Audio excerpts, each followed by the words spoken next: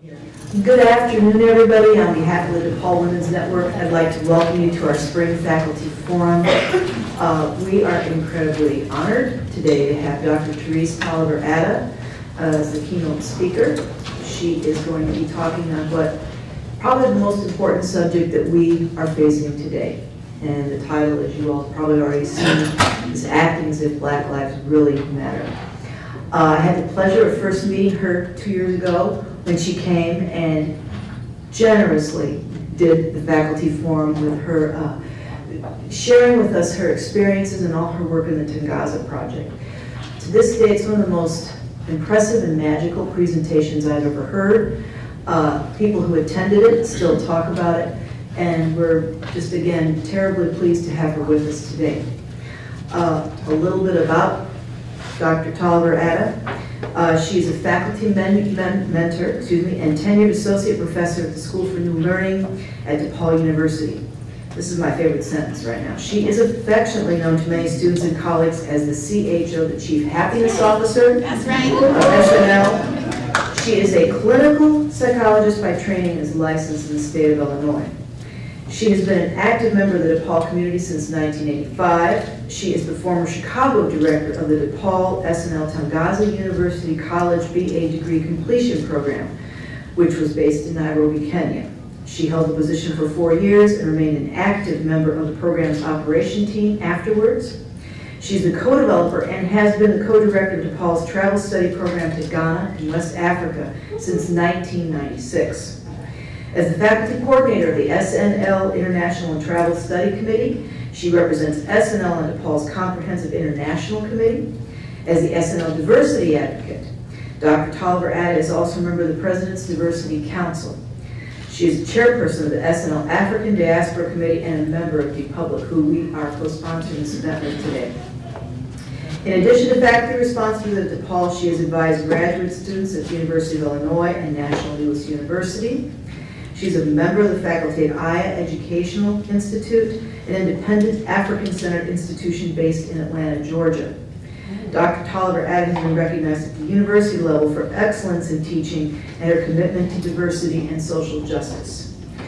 Dr. Tolliver Atta's professional research interests are in the areas of African-centered psychology, spirituality and culture in adult education, competence-based education, international education and program development, happiness, health, wellness, and healing from racism and oppression. She has published articles and presented workshops on these topics. Every now and then she writes poetry or dances in additional forms of creative outlets.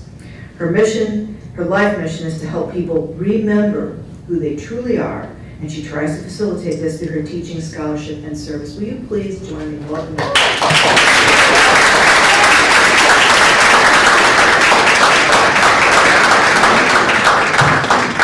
Who is that she's talking about? So I'm going to state this. As Glenn says, I'm a psychologist, and one of the things we talk about, I'm really nervous, y'all, so it helps to just say it and put it out there so that it's not this thing here. The elephant in the room. I just tell you. A little bit nervous. Just a little bit. It reminds me of something around. And it also reminds me, and it's going to be a reminder of us, because the topic of what I'm going to talk about really is a major elephant in the world for us, this whole notion of Black Lives Matter and what that means. So hopefully we'll all get into that and understand that. So I am African-centered, and part of my African living and life means that I have to do things correctly. That's one of the major proverbs that we know. It says it is important to start correctly. And so one of the ways we do that in the African world is that I have to acknowledge and honor my elders, and I have to ask them for permission to do what I'm going to do. So I'm going to ask elders in the room if I may have permission to continue. Yes, you may. Thank you. That's it. And I always say this because I was so scared that one time some elder's going to be a real trickster and say no, and then it's like they're going to force me to, say okay, then I can't continue. So I thank you, Madasi Ba. I greet you all with some of of the words from various languages in the African diaspora. Assalamu alaikum. Akwala. Maha. Negative. Karibuni sana. Bonjour. Hello. What's up, y'all? Thank you. And that's from where? Tanzania. Okay. Say it again. Seanjima. Say Anjuma. So you all know some other ones. Come on, share. What's some other greetings? How do we greet each other?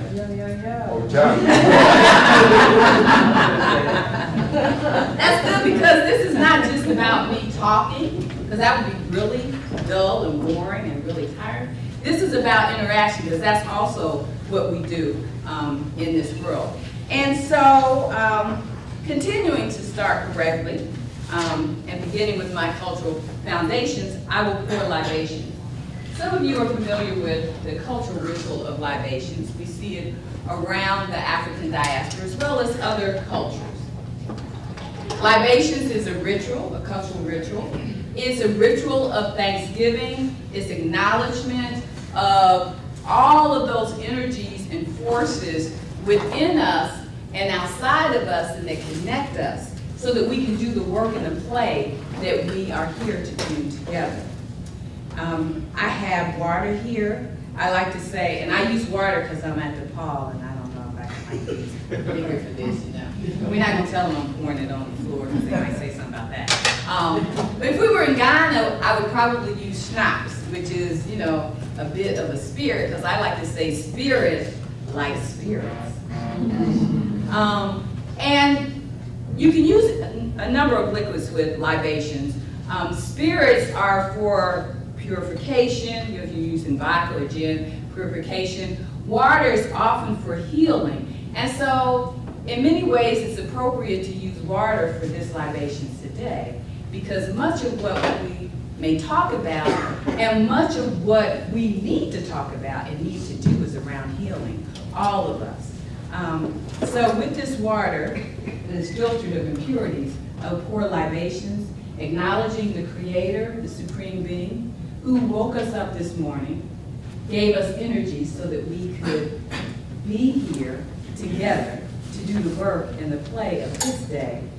I pour libations, and I'll pour the water. As I pour libations, you can say a word of power from your cultural or spiritual tradition aloud or silently to yourself. So we pour libations. Sure. Honoring and recognizing our community ancestors, those whose world we have been brought into, those who people know, who have been those strong warriors, builders, and healers that are known throughout the world. And as I pour this libation, I invite you to call out the names of those ancestors, those who have been on this side, who have now, as they say, crossed the road. No longer with us here physically, but they are with us in energy and spirit. Sure. Aramanta, Harry Tubman, Marcus Messiah, you can call out names. Ida B. Wells Burnett. Dr. Clark.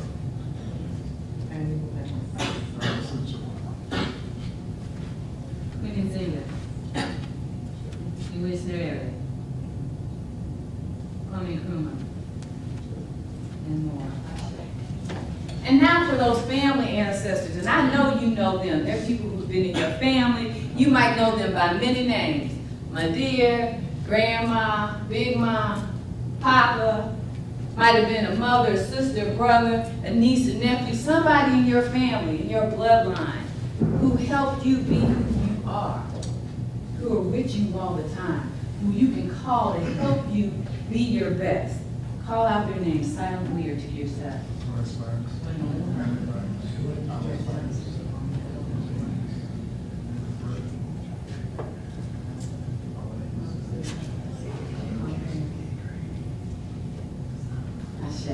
And now, for those unborn children whose world we have borrowed, may we leave it in a better place than we found it, so that they can do well in their future. For libations. Ashe.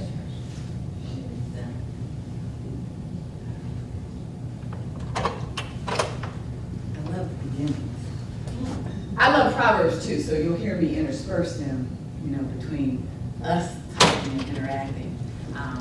And one of my favorite ones is to understand the end. It's important to look at the beginning, and that's why it's important to start correctly. I want to thank Lynn for introducing me. That's a wonderful introduction. I want to thank the DePaul Women's Network for inviting me to speak again and having faith in me with such an important topic for all of us. I want to thank the public, my DePaul family, the public. I want to thank my husband, man behind the camera. My healing ambassadors from my class. No. Our cultural ambassadors who went to Ghana with us. Yeah.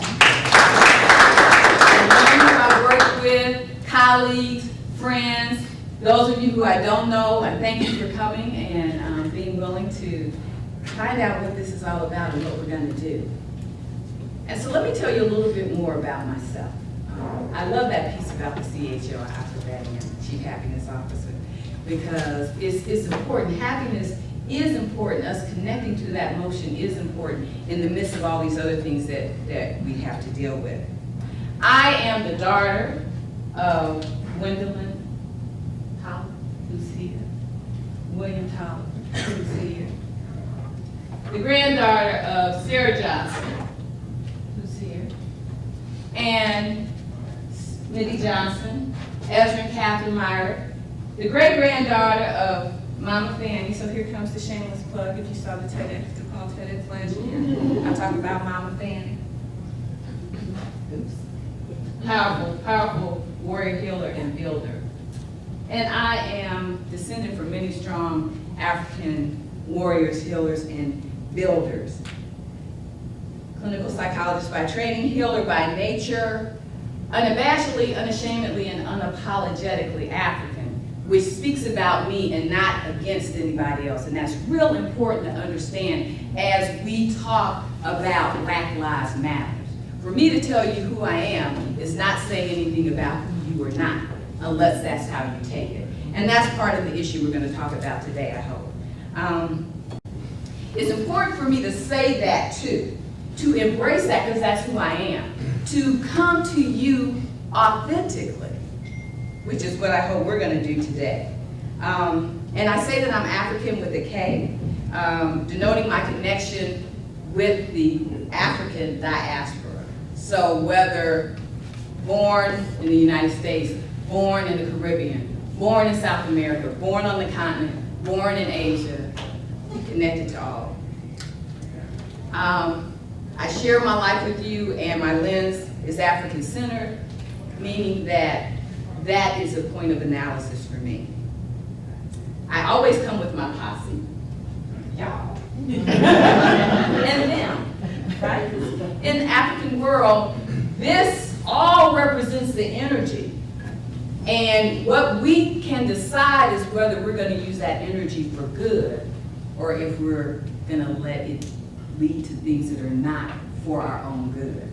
But they bring my energy. They help me know who I am. These folks and others that I mentioned and some that I haven't mentioned are who help me know that Black Lives Matter. And so I have to acknowledge them because if it wasn't for them, I could not be here. Another important proverb, I am because we are, therefore I am.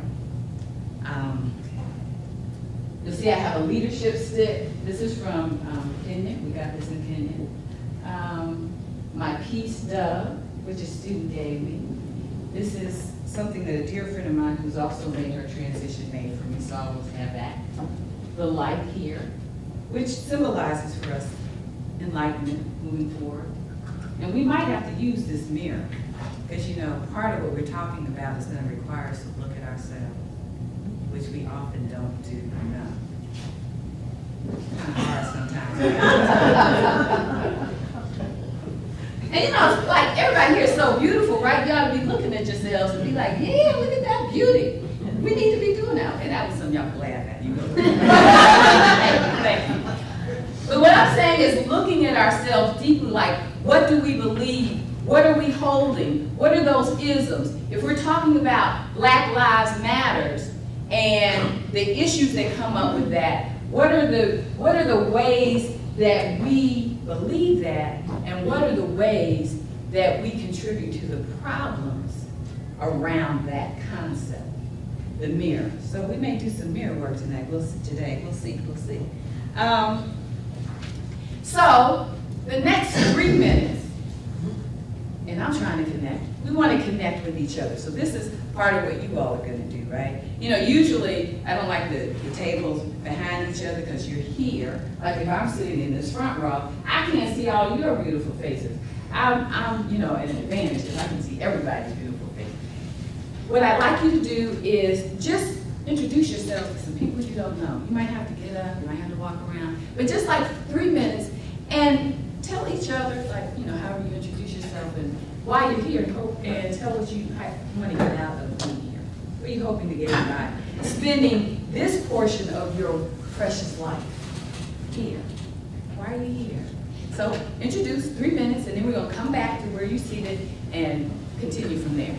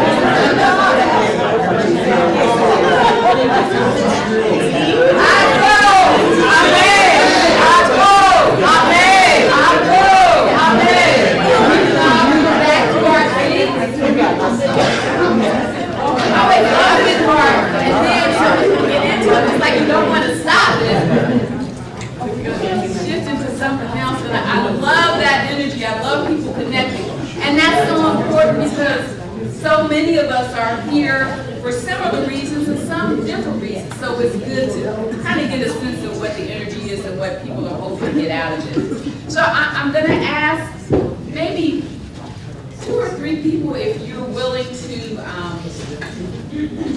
share with us why you're here and share with us what someone else told you regarding why they're here.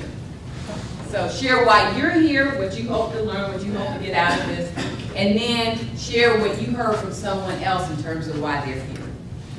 Anybody willing to do that? Take it home. Danielle and I talk, and we're both parents of a black child. And we share this fear that we both had or have now of raising a child in this atmosphere and worrying about their life. Thank you. Very important. There are lots of things going on and lots of fear. Yes. Thank you for sharing. Anybody else want to share why you're here and what you heard someone else say about why they're here?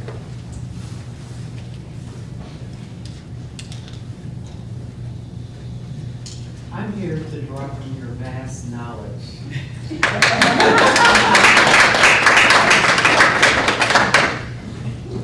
Thank you. And what did you hear someone else say about why they're here? We were just kind of mingling. Okay, great. Anybody else? Maybe one more person. Why you're here and why someone else said they're here. You and I are both here to listen. That's the first step in learning to understand better is to be quiet and listen. And you're not alone in that. Many of us can say that. Okay. So thank you for doing that, and so we'll continue.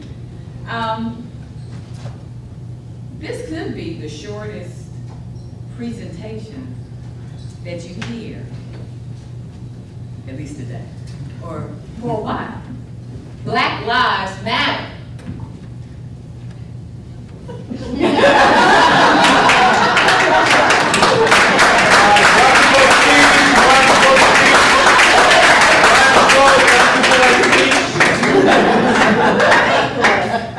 You expecting some more? Okay, so we'll need some more. But seriously, a statement, and so of course I'm coming from my lens and myself. A statement that is so true,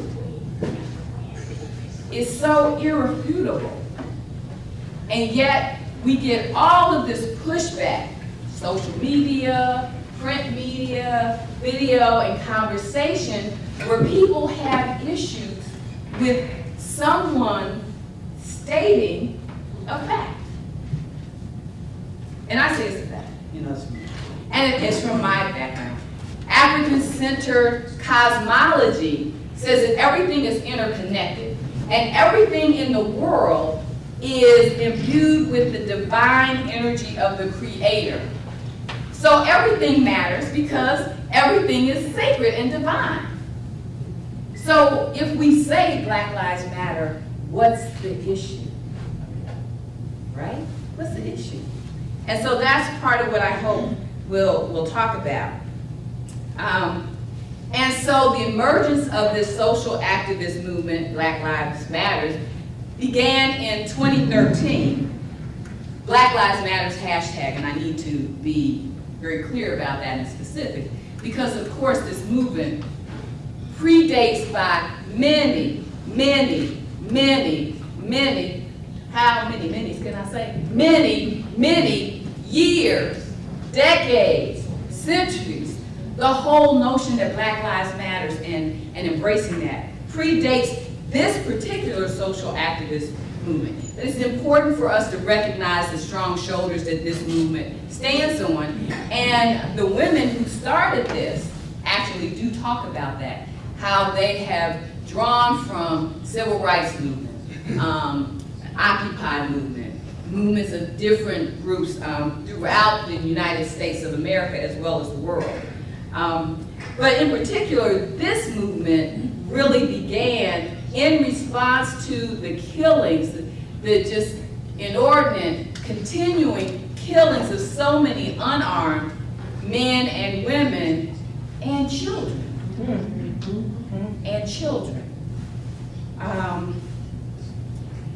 And that's important, and that's why we are here and talking about this movement. It's brought pushback.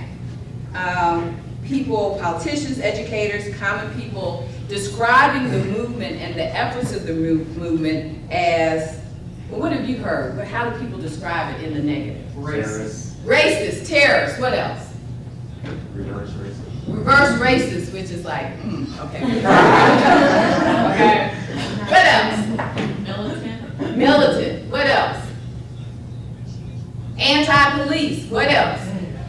Anti-white, what else? What else? Anti-government? Anti-government, what else? So all these things anti, which is pitting it dichotomously. But the statement only says Black Lives Matter. It doesn't say other lives don't matter. It doesn't say, okay, I have to be careful. I get ready to go into some vernacular. It doesn't say kill anybody. Right, right. If it says kill anything, it says kill oppression. Yes. It says kill injustice. Yeah. It doesn't say kill anybody. But it is spun, put in contradiction to some other things. So now people say, oh, this is a bad thing. But it says Black Lives Matter. What's the problem? Well, there's a lot of problems. We're going to talk about that. Somebody said terrorists. Terrorists? Right. So when I think about this, I'm always amazed, because when I think about homegrown terrorism in the United States, and I'm just don't, so hopefully no one here is a member of the triple K, KKK. But listen, I'm all about equity and balance. So if you're gonna call this terrorism, you got to say something about the KKK or other groups. And folks who are saying this is terrorist are not saying that about the other groups. Lose credibility. So today what I intend to do is talk about a little bit about the new movement. Let me say this. So last night, I'm going off script. I guess when I go off script. Last night, I have to have my stuff, my notes here, and I'll go off of it. It's my crutch. Then my little notes. I was really happy. My husband hears about everything. Ooh, I thought about this. Ooh, I thought about that. I had this idea. Ooh, ooh, ooh, ooh. So last night I had written it out, had my outline, like I'm good, right? I'll come today, I just have a little bit of stuff, but I know what it's gonna be. I'm in control of this, right? Well, not just an African-centered perspective, but in the African-centered perspective, we know we are not in control by ourselves. So I'm ready to go to sleep, glad to be able to go to sleep. Soon as my head hits the pillow, I start getting downloaded. I'm like, wait a minute, no, that's not in my notes. That's not in my notes. That's not what I want to say. So I'm a little bit discombobulated. So in fact, I'm not quite sure what's going to come, because it's still downloading. But that's all right, because what we need to talk about and what needs to be said will be said. I trust that. So I don't want to talk a lot about Black Lives Matters hashtag, the organization, because you can go online and get that information. And that's great. I want to talk a little bit about it so that we have a foundation. But what's really important for me is to think about the meaning, like why is there fear around these things, and what can we do around that? Solutions. Not just saying what's wrong, but what are the possibilities of what we can do? Much of the beginning of this social activist movement was around the police brutality, but it's bigger issues than that. And so I want to talk a little bit about, again, the activist movement, but I also want to put it in the context, that larger context, because I think that that's what I can present and provide much more. So it's an old issue. That's what I would say. It's an old issue, what we're dealing with. And so as the entree into this conversation, because I hope that it's not going to just be me talking to you, but that there's going to be some interaction. The title is Acting as If Black Lives Really Matter. I am probably going to ask some other kinds of questions. So I'm gonna change that a little bit to say, do Black lives really It's matter? moving a lot, I was wondering if it's picking up. Do Black lives really matter? I saw this. Why you say that? Nancy, do Black lives really matter? You said no. Societally, it doesn't appear that way. Okay. Anybody else said no when I asked that question? Yeah, why? I said that I agree with Dr. Johnson that societally doesn't matter. I look at the quality of healthcare available, look at the quality of food available, look at the quality of housing available, access to resources in general, and the resounding answer to that, and all of those reflections to me is no. And I heard a lot of people say yes. Why'd you say yes? Anybody? Because my life matters. All right. That's right. And I say there's black people are human and they were created by God, so they do matter. Okay. That's right. I would say, just like they said, based off of society, we don't matter. In the same breath, we do matter because we kind of like facilitate the financial stability of this country in all aspects.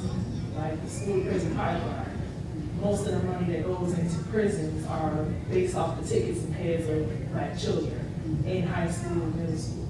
And then if we stop buying any product at any given time, we can cripple this country in a matter of seconds.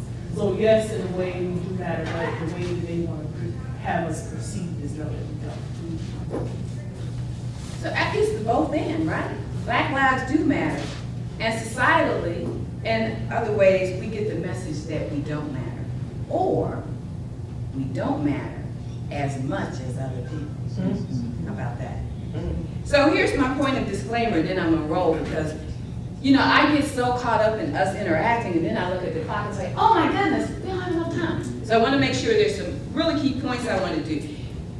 And I'm not gonna tell you what they are, we're gonna get to them. But here's the caveat and disclaimer, you've heard this. The opinions expressed by me through this person from this mouth are my own and not necessarily those of the university administration, leadership, or those who are at a higher pay grade than I am. Some of y'all know that that's an inside joke.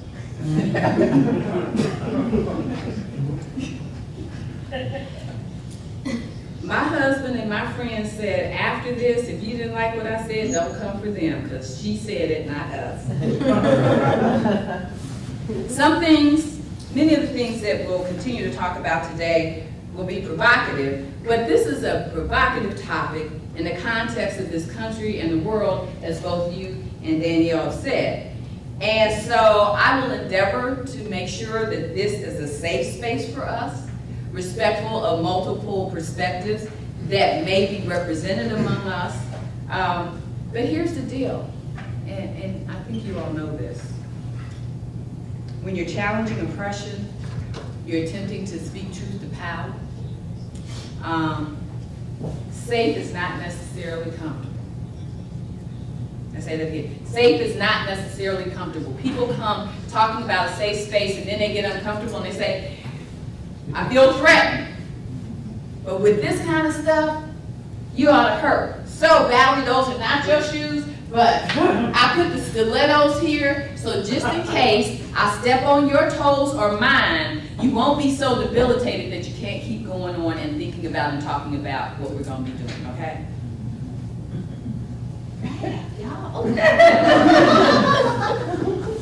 Because in the midst of this stuff, there is also room for laughter. And that's really important, that there's a balance. So that, I have to work on that. I thought that was pretty good. But seriously, part of what I hope to do is to step on some toes up in here. Come on, y'all got it. Up in here. We gonna step on. Well, I think I got it. Okay, story time. Little black girl with her mother and cousins in southern United States in a car, minding their own business. not threatening anybody. Going down the street, a car in front of them cuts into this alleyway, a shortcut to where they're going. And the mother, the little girl, her mother, and her two cousins, all black women, follow that car because they're going in the same direction, possibly not the same place, but in the same direction. The person in that front car gets out of the car. It's a young white man. He gets out angrily and brandishing a gun. Now this was a number of years ago. It was before, we can carry, open carry, because he was a member of the National Guard. And he came to the car where these four women, non-threatening, were, and said, if you don't move this car right now. Young black girl, 8, 9 years old, from Cincinnati, Ohio. She didn't know nothing about no guns. Scared. What did we do? What did we do? Second story, same girl. About 8 years later than that. At a haunted house, laughing, joking with her friends, playing with them. They come out the haunted house. She sees a policeman, and she's heard the stories, police are your friend, most of the time. But if you're not doing anything wrong, you don't have to worry about being in trouble. They're coming out the haunted house, they're playing, they're joking, they're laughing, the policeman is there. I don't want anybody to have to be the policeman, so I'm gonna act like this. The policeman is there, and she comes out with her friends, and the policeman is talking to a little white girl about the same age, and she comes out with her friend, and they're laughing and joking. It's a haunted house, it's like fun, it's the weekend, and he says, if you all don't get your, can I say that word? Yeah. You don't get your asses over there, and pulled out his gun.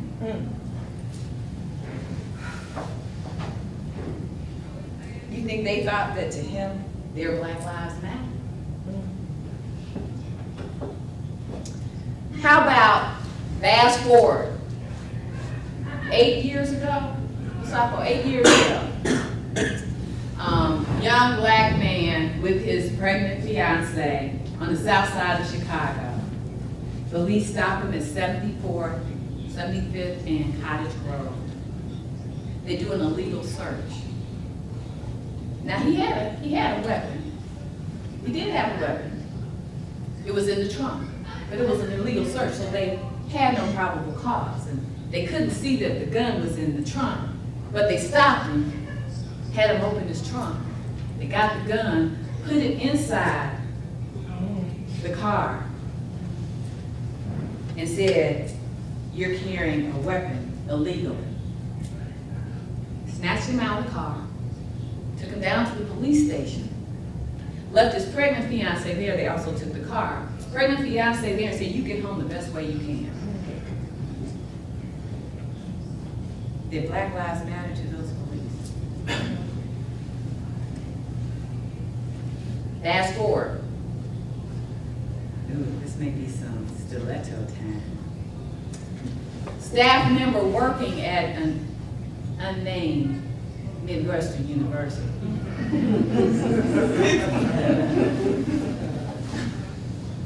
Working 40 hours a week because that was what that person understood their contract was. 40 hours a week because that's what they understood they were doing. And somehow found out that everybody else in the department was working 37.5 hours a week and get paid 37.5 hours a week. And then realized, because they trusted a system, that for those years that they had been working 40 hours a week, they too were getting paid 37.5 hours a week. They were the only black person in the unit. Did Black Lives Matter? Upon a colleague saying to another colleague, white colleague, whose young daughter was considering going to a Seven Sister College on the East Coast, well-known college. She said to her Okay, it was me, she said to me. Or my daughter is considering going to this school. I went to Wellesley College as undergrad. My daughter is considering going to Wellesley College.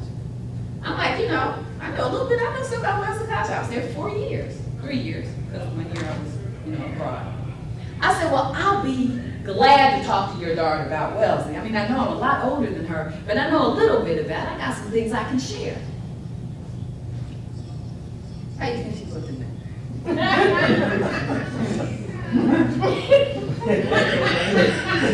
You went to Wellesley, right? You went to Wellesley? You went to Wellesley? Yeah. So then I'm curious, why would you say that? Well, you don't look like you went to Wellesley. You have the W on your face. Right. So that wasn't about, or that last example wasn't about police brutality, but it was about dismissing, denigrating, devaluing a Black life and Black experience. Perhaps buying into notions of Black inferiority, not being as good as, not being able to go there, because I didn't look like I went to Wellesley. Making assumptions. Black lives matter? Maybe they do. Dr. Shelby says they do. Hers does because she's Black.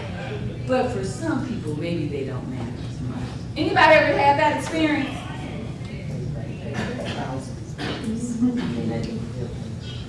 And not even realize it. And so what I hope to talk about, I'm going to go real quickly because, it's never enough time. I get into that rhythm. It's like the clock isn't with my rhythm. Black Lives Matter, the hashtag movement. An ideological political intervention in a world where Black lives are systematically, intentionally targeted for demise. Does that feel comfortable? That's the kind of language we got to talk about. We can't say it nicely. Black Lives Matter is just you not being nice to me, or you not being nice to somebody. And until we can use this kind of hardcore language, it is about, so sometimes it's about spirit killing if it's not body killing. It's about annihilating, squashing somebody psychologically, spiritually, physically, emotionally. And sometimes the psychological, spiritual, and emotional squashing is so much worse than if you got killed physically.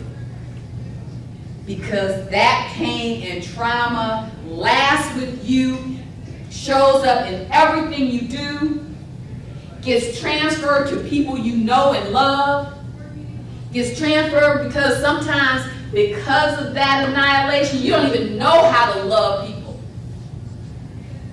And it goes on and on. So while we know that Black Lives Matter, the way that people approach Black lives often give us the message and communicates that it doesn't matter. So this movement, in its form now, is committed to, and this is a really critical word, and I'm going to talk about it a little bit more as we get to the closing part. Committed to resisting, unveiling, and undoing histories of state-sanctioned violence against Black and brown bodies. This is critical. The systemic piece, and it's sanctioned, state-sanctioned, politically sanctioned, presidentially sanctioned. Ooh.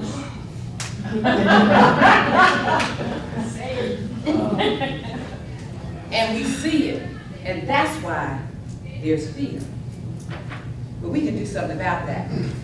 Started by these 3 young women, and in the form we see it, it is more inclusive of intersectionality, of groups around gender, around ability, highlights and honors intersectionality. So many people are talking about feeling more included than they might have felt in some of the more male-dominated civil rights activities.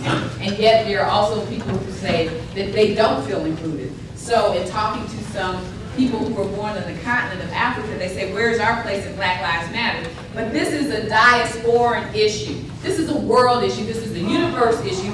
And it is an issue for all of us, whether we are identified as African or of other ethnicities. And so that's really critical. The guiding principles are around diversity, around restorative justice, and the folks who began it said they are unapologetically Black. It's around globalism and collective value, loving engagement and intergenerational. And so with the emphasis that people usually focus on with this movement, they actually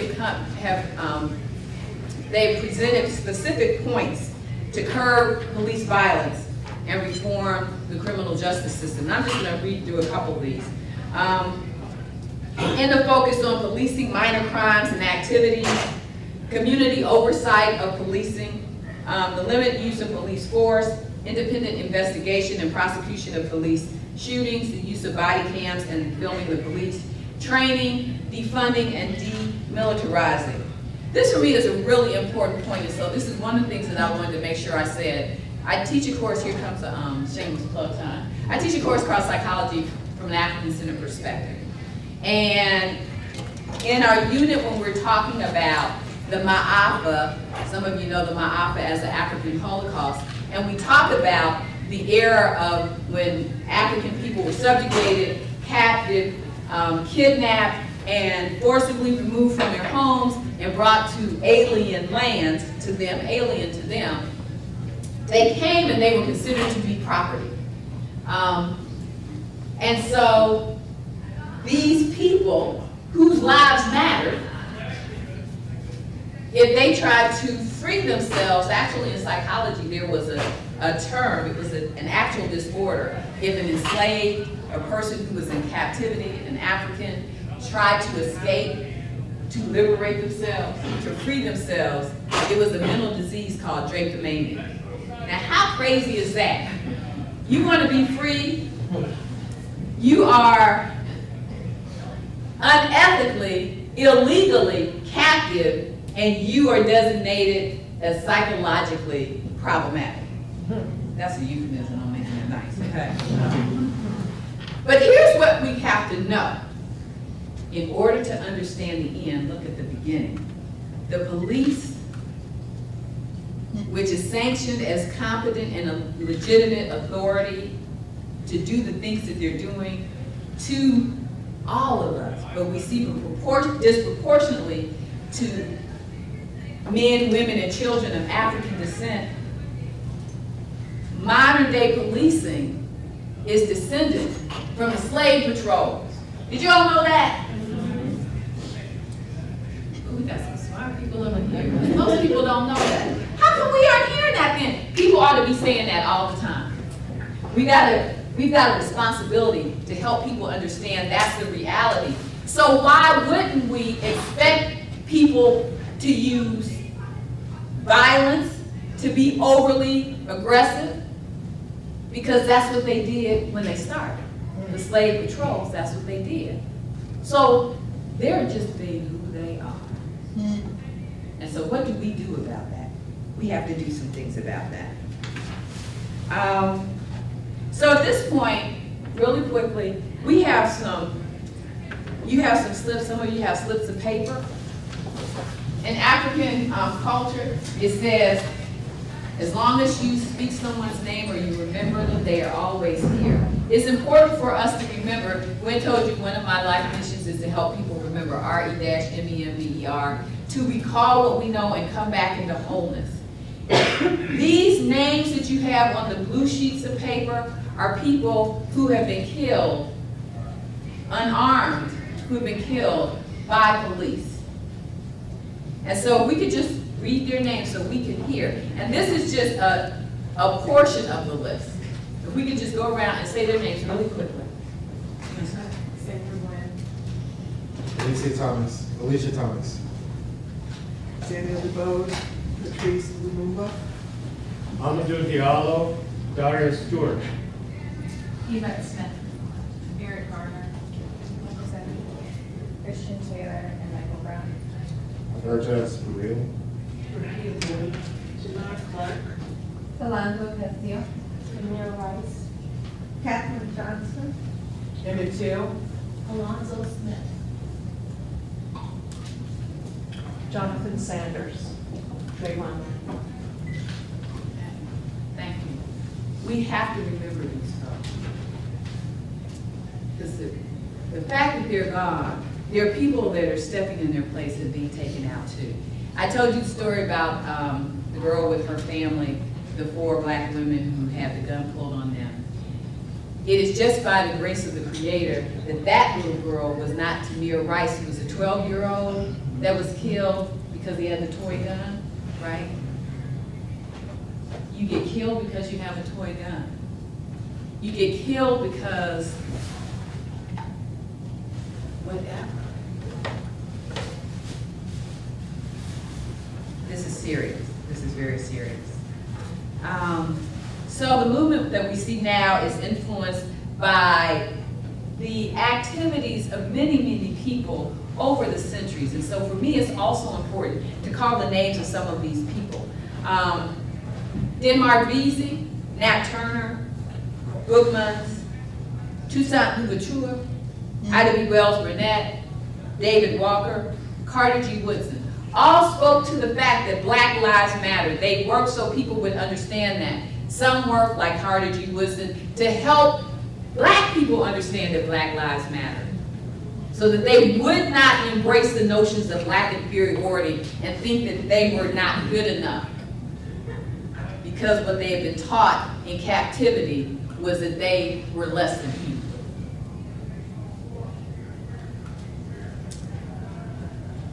Someone mentioned that the idea of Black lives not mattering, I think that was Sinead before she left, that you see it in disparities with housing, education, incarceration, healthcare, leading to inadequate housing, undereducation, poor quality of health, and death.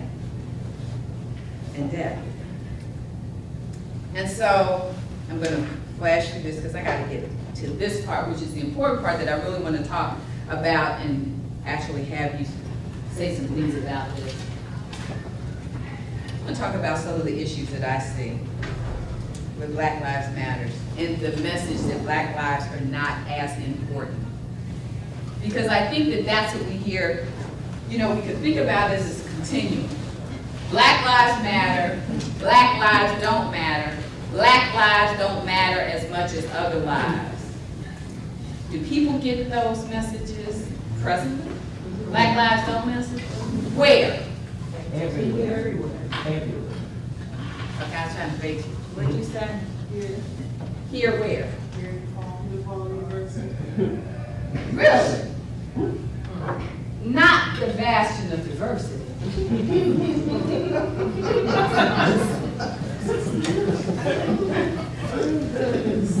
Really?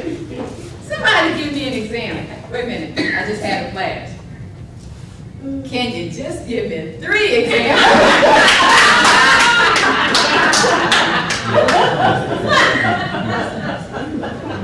Inside joke. Can you give me an example of where you have had the message at DePaul that Black lives don't matter, or maybe they don't matter as much as other lives?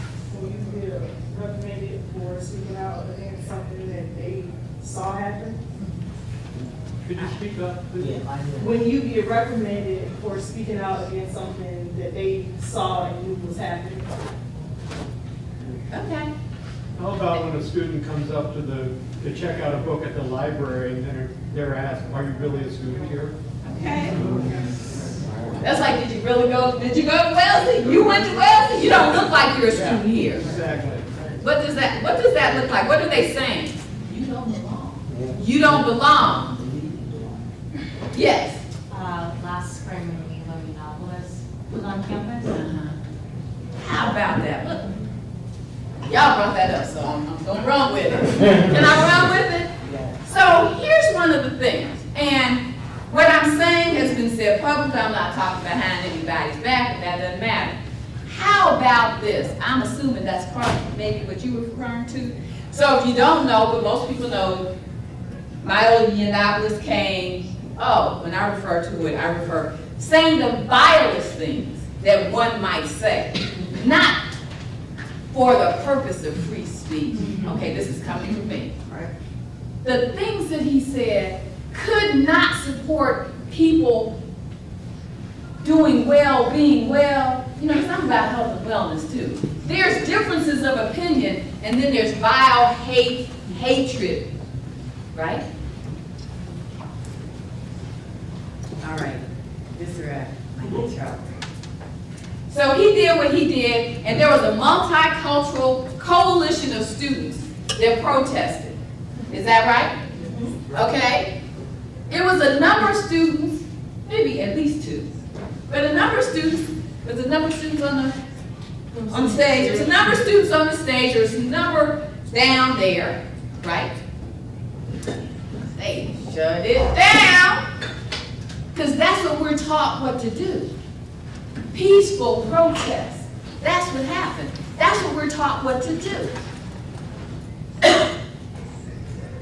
In less than 24 hours after that happened, if people remember, did you get an email chastising two students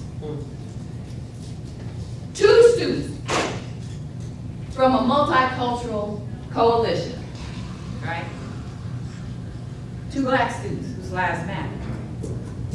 In less than 24 hours, saying this is horrible, this is terrible, how we do this, that's, shouldn't happen at DePaul. Immediately after that situation, black and other faculty, student staff, harassed, received hate mail. Prospective students too. Prospective students, death threats, and university leadership was silent for 8 days. 8 days. Is that the message that Black Lives Matters for DePaul leadership? And people got that message. The message they got was not that Black Lives Matter less, but Black Lives don't matter. And that is a problem for us. So I was going to say, we can talk about the killings of these people, whose names we have raised up. But we've already brought it home to DePaul. Here are some other ways, and I think about this. Limited upper level leadership opportunities for people of African descent at DePaul. Encounters with racial profiling and aggression for faculty, staff, and students. Low recruitment, retention, and graduation of students of African descent. How's this? We could probably spend like 3 days talking about this. How's this? When you're told by leadership that recruitment is not really good, but you know what? I don't know that we can do better.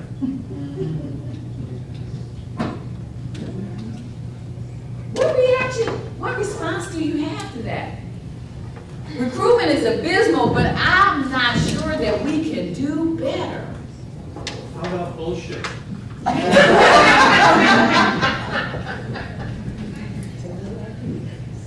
Here's some other examples. When we talk about part of this, we see this message of Black lives don't matter or they matter less than other lives. Senior white faculty members stating that they should be able to say the N-word in the company of women faculty of African descent. That should be okay. Ooh, am I starting something? Oh, yeah. Get a nerve. Get the celebrity. I'll meet you in the end.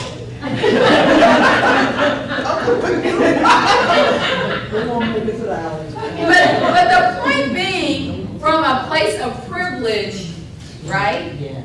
That I have the right, under the guise of free speech to say something that I know is disrespectful, and there are other words, but how would you term it? Yes.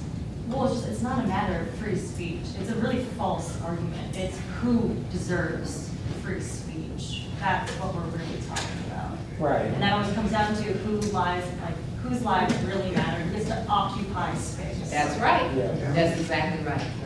That's good. Whose lives really matter? And the message is not this group. And their speech really matters, not, It's featured. So you can't say certain things and you can't do certain things, but I can, because in fact I occupy space that is deemed to be competent and legitimate authority. So let me just, other things that suggest that at this university that has been communicated to people that Black lives don't matter as much. There's a question about where's that African American Resource Center that was asked for at least a year and a half, right? There's precedent for other student groups having space centers. Why not students of African descent? Oh, I gotta say this, because I'm at School for New Learning. School for New Learning has fortunately the highest percentage of students of African descent at the university. In 2015, 85% of African American adult students enrolled at School for New Learning. And now there's a question about whether the model of School for New Learning, or the financial model, is, that word comes up again, viable, feasible?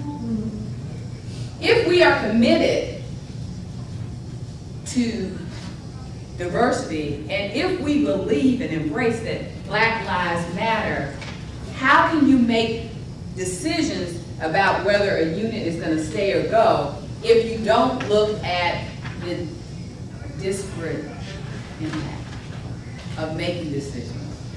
Reducing, eliminating, and affecting a group of students, faculty and staff, that you say are important as a makeup of your university, as a makeup of helping you move forward in your strategic vision of 2012, 2016, 2018, and then we'll probably hear to 2022, right?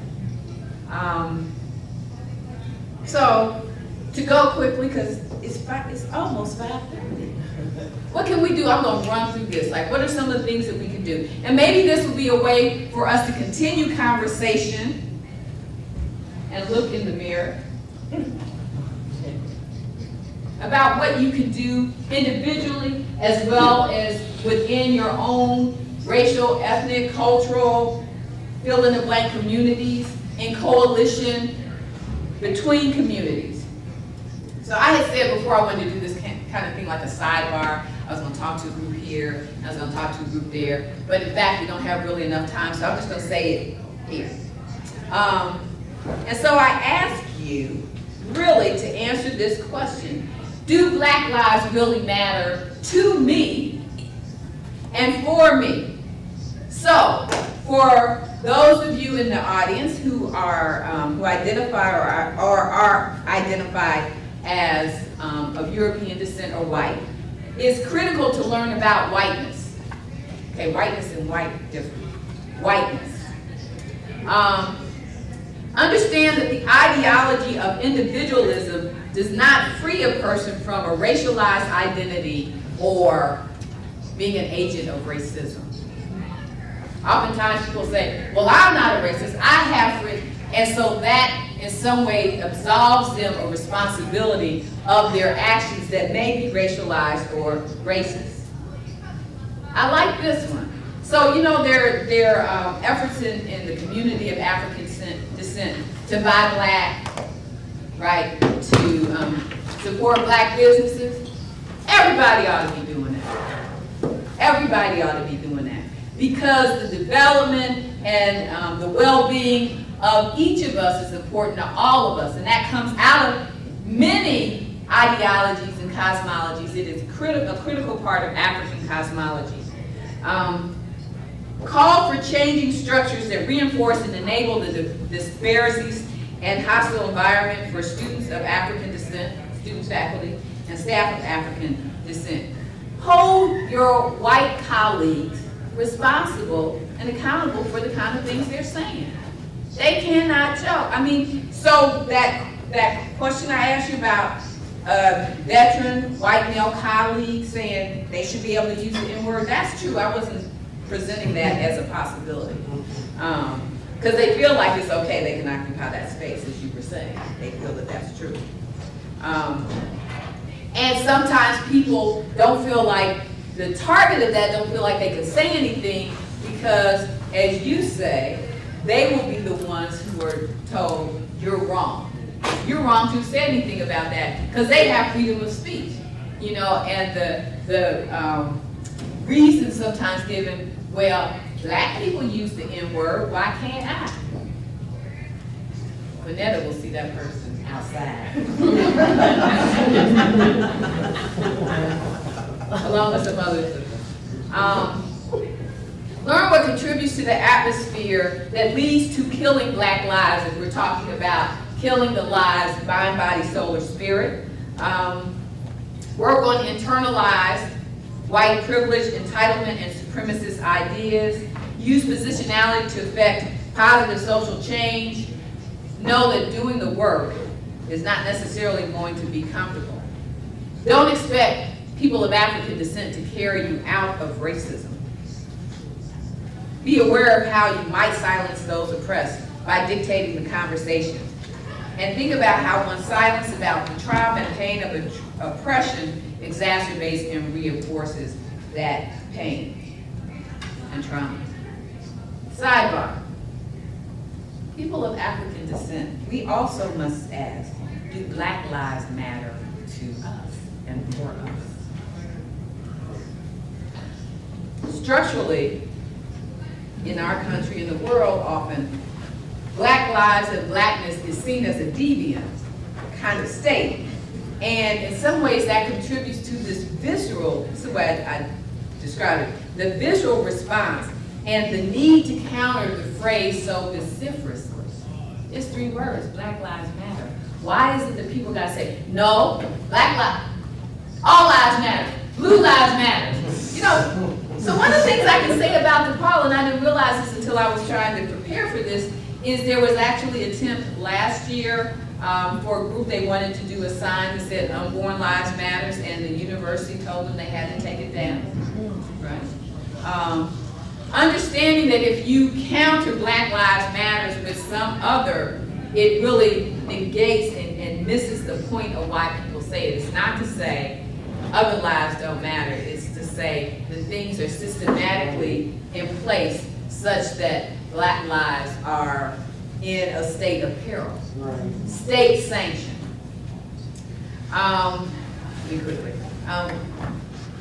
People of African descent, Kuji Chagaliv, you know, principles of Kwanzaa, you know, Swahili. Kuji Chagaliv is self-determination. Developing one's own institutions is critical so that we can support thriving and prospering, again, for our community and other communities. Develop oneself and don't allow others to dim your light into mediocrity. Recognize that you may not receive outside endorsements, and guess what? You don't need them. Give up carrying people who are oppressing. Internalize the truth of Black Lives Matter, affirming psychology and mental health status. Heal through affirming your self-consciousness. There's psychological work to be done. Another shameless plug by those of us, many of us, and some of us here are members of the Association of Black Psychologists, and so we're charged to do that work. Resist the myths of inferiority and superiority. Reflect on yourself to understand self and the reality of your various intersectional identities. Accept yourselves in magnificent being and celebrate personhood without oppressing others. And so this is I mean, there are many other things too. Time's run out. I think I have like -1 minute, so let me go through this really quickly. There's a lot of things that we can do together and things we have to do. This is me owning this. We have to do separately. They're different needs. So fair and, how do I want to say it? People have different needs and we have to acknowledge that. And it doesn't mean that it's discriminating. It means that it is looking at what is needed. And that's part of what some of us see the university not really acknowledging, especially in terms of recruitment, retention efforts. We're asking for things like town hall meetings, promoting diversity discussions such as this. This is really critical. Mandatory cultural competence training for people in the university. We think there needs to be, and someone recommended this in a previous meeting, we have compliance tests that we have to do. There should be a compliance section on diversity that everybody here has to take. Why hasn't that been the case all these many years? A commitment to all of our students.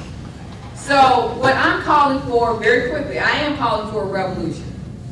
I think we need a revolution at the personal, societal, global scale for transformation. Black Lives Matter as a movement is a call to action, and it reminds us of this importance for all people, particularly people of African descent. Because the African worldview and cosmology, which sees interconnectedness as important, the uplift, elevation, and cultivation of wholeness and worthiness as important, we have to do this. We have to do this work. My hope is that in doing the work, enduring the discomfort and sometimes pain, I like you, thank you. That doing this work, which means enduring discomfort and sometimes pain, we'll get to a place that we don't simply say Black Lives Matter, we don't simply act as if Black lives really matter. We will actually live the reality of Black Lives Matter. It won't just be a t-shirt that we wear. T-shirt is good to wear. It will be who we are in every cell of our body. And so with that, I want to thank you for spending the time this afternoon. Now go do your work, everybody. And know that Black lives do matter for all of us.